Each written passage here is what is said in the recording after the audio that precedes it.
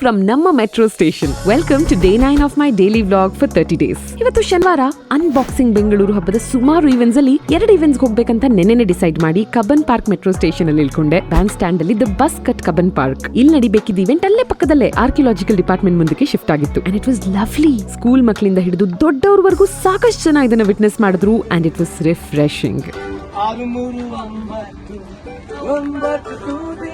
Try after school, try to wake up, try to wind down, try for every mood. Gopal ಅವರು ಕನ್ನಡ ಹಾಡುಗಳಿಂದ ಶುರು ಮಾಡಿ ಸುಮಾರು ಆರ್ಟಿಸ್ಟ್ಗಳು ಮಾಡಿದ್ರು. ಸೂಪರ್ ಆಗಿತ್ತು. Performance was as tasty as chai. That was fantastic. Indian music experience and unboxing Bengaluru ಹಬ್ಬದ ಕಡೆಯಿಂದ ನಗರದಾದ್ಯಂತ ಇಂಥ ಸುಮಾರು ಯುನೀಕ್ ಕಾನ್ಸೆಪ್ಟ್ಸ್ ಅಂಡ್ ಪರ್ಫಾರ್ಮೆನ್ಸಸ್ 11ನೇ ಡಿಸೆಂಬರ್ ವರೆಗೂ ಇರುತ್ತೆ. Check it out on unboxingbengaluru.com to know more. So ಅಲ್ಲಿಂದ ಮುಂದೆ ಯೂಲು ಗಾಡಿನ ರೆಂಟ್ ಅಲ್ಲಿ ತಗೊಂಡು ಚರ್ಚ್ ಸ್ಟ್ರೀಟ್ ಕಡೆ ಹೊರಟೆ for open street. Snacks, ice cream, golgappa ಇದನ್ನೆಲ್ಲ ತಿಂತ ಫುಲ್ ಸ್ಟ್ರೀಟ್ ಎಕ್ಸ್ಪ್ಲೋರ್ ಮಾಡಿದೆ. ನೀವೇ ನೋಡಿ ಎಷ್ಟು ಒಳ್ಳೊಳ್ಳೆ ಆಪ್ಷನ್ಸ್ ಗಳಿದ್ವು. ಇಂಟ್ರೆಸ್ಟಿಂಗ್, ಇನೋವೇಟಿವ್, ಕಲರ್ಫುಲ್ ಸ್ಟಾಲ್ಸ್ ಗಳಿದ್ವು. ನೋಡಿ, ಇಡೀ ಬೆಂಗಳೂರು ಒಂದಾಗಿದೆ ಫಾರ್ ಅನ್ಬಾಕ್ಸಿಂಗ್ ಬೆಂಗಳೂರು ಹಬ್ಬ. ಚೂಸ್ ಫ್ರಮ್ 500ಕ್ಕೂ ಹೆಚ್ಚು events. 2 more days to go. Okay, bye.